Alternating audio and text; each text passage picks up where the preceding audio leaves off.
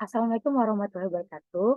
Kami dari kelompok 1 akan melakukan presentasi terkait audit kas pada Akademi Keperawatan Bunuh 5 Bandar Lampung.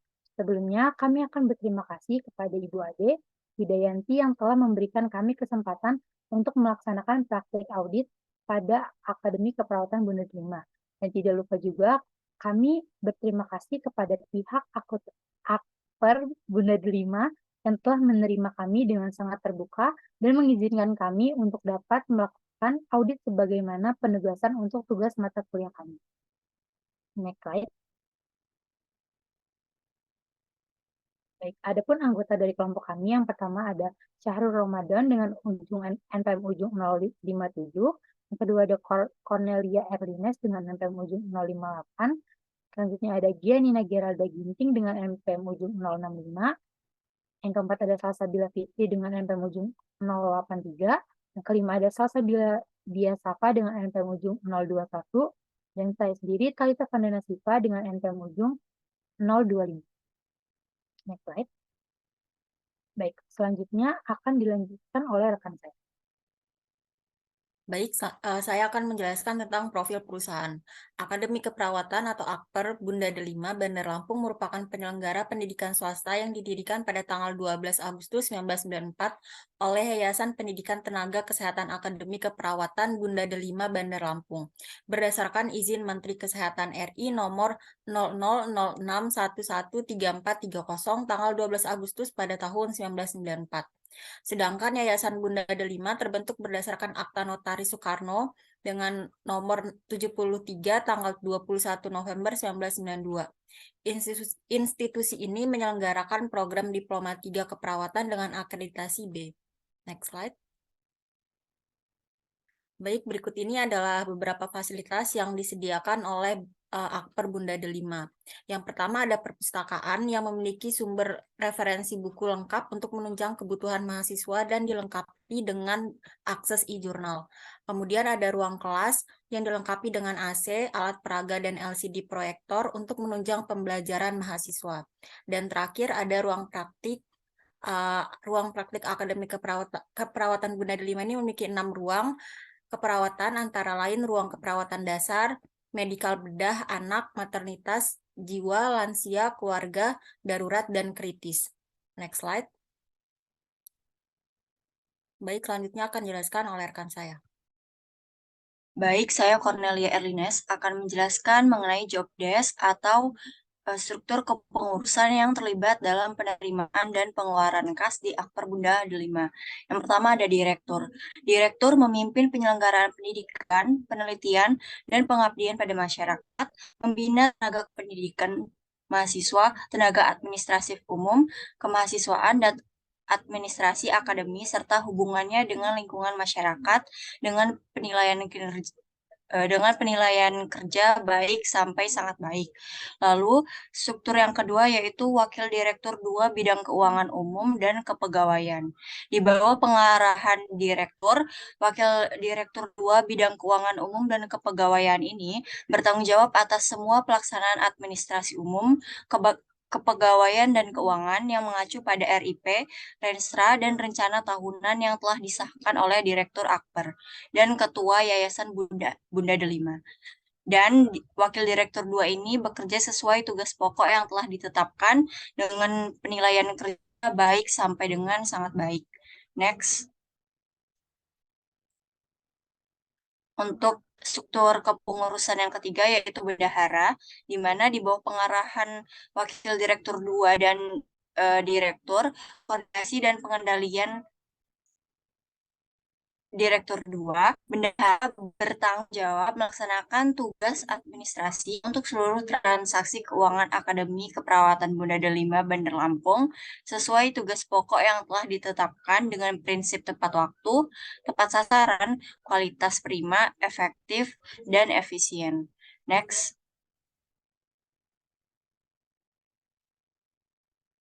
Presentasi selanjutnya akan dilakukan oleh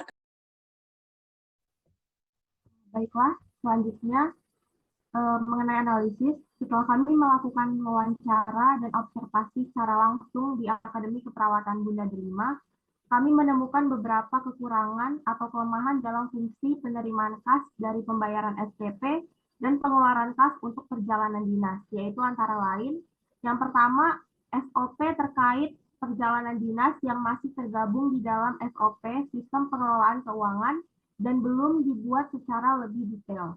Lalu yang kedua, belum terdapat SOP terkait tata cara pembayaran SPP yang bisa dilakukan baik online maupun offline secara tertulis untuk dibagikan atau disosialisasikan kepada mahasiswa sebagai pedoman dalam pembayaran SPP. Ketiga, sistem arsip untuk bukti tanda pembayaran SPP yang masih lemah karena hanya menyimpan dalam bentuk fotokopi bukti pembayaran.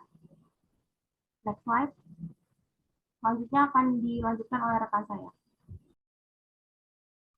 Analisis selanjutnya adalah laporan keuangan masih dibuat secara manual dan belum menggunakan sistem informasi akuntansi yang baik. Yang kelima, belum terdapat prosedur tertulis terkait penanganan keterlambatan pembayaran SPP.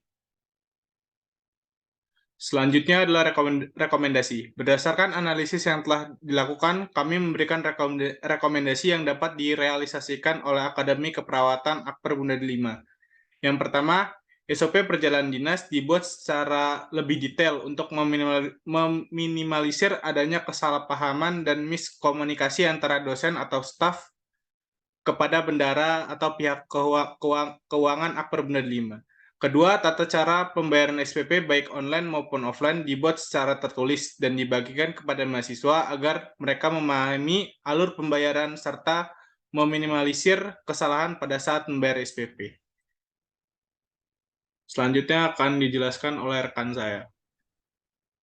Adapun rekomendasi selanjutnya yaitu menambah metode arsip bukti pembayaran seperti dengan melakukan scan ulang untuk arsip pembayaran yang dilakukan secara offline dan disimpan di sistem pengarsipan sehingga meminimalisir terjadinya kehilangan data dan pemalsuan bukti pembayaran. Selanjutnya, melakukan konsultasi dengan tim IT untuk membentuk dan membuat sistem informasi akuntansi yang lebih baik sehingga dapat mempermudah saat melakukan penyusunan laporan keuangan dan meminimalisir terjadinya human error. Dan yang terakhir, membuat prosedur tertulis tentang penanganan keterlambatan pembayaran SPP agar mahasiswa dapat lebih memahami resiko yang akan ditanggung apabila terlambat membayar SPP dan dapat meminimalisir banyaknya keterlambatan pembayaran SPP, sehingga tidak akan berdampak pada penerimaan kas institusi. Selanjutnya akan dilanjutkan oleh rekan saya. Baik, telah dilakukan wawancara dan observasi pada presentasi hari ini, kelompok kami dapat menyimpulkan bahwa audit manajemen merupakan penilaian terhadap operasi operasional perusahaan, termasuk kebijakan akuntansi dan kebijakan operasional, di mana audit manajemen ini bertujuan untuk meneliti kebenaran dari strategi perusahaan dan strategi keuangan. Pada Akademi Keperawatan Bunda 5 Bandar Lampung diketahui dalam aktivitasnya selalu melibatkan transaksi kas penerimaan atas pembayaran dari mahasiswa dari Akper Bunda 5 itu sendiri. Terdapat 3 jenis kas yaitu kas bank, kas besar, dan kas kecil.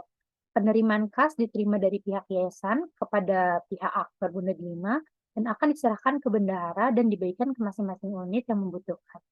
Selanjutnya untuk penerimaan hanya dari SPP mahasiswa, di mana prosedur pembayaran SPP dapat melalui transfer bank dan terdapat beberapa mahasiswa yang masih membayarnya secara cash. Dan untuk pengeluaran dari Akper Bunda 5 sendiri hanya untuk kegiatan dan kebutuhan sehari-hari. Perjalanan dinas juga dapat dilakukan dinas dahulu, lalu besok selanjutnya akan memberikan surat undangan yang telah dicap, lalu nota transportasi diberikan kepada bendahara atau biasanya disebut dengan reimbus. Dan untuk pengeluaran dana dalam jumlah yang besar harus melalui persetujuan Wakil Direktur 2 dan untuk keperluan operasional sehari-hari hanya membutuhkan persetujuan dari bendahara. Right?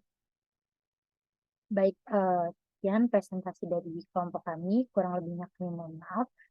Terima kasih. Wassalamualaikum warahmatullahi wabarakatuh.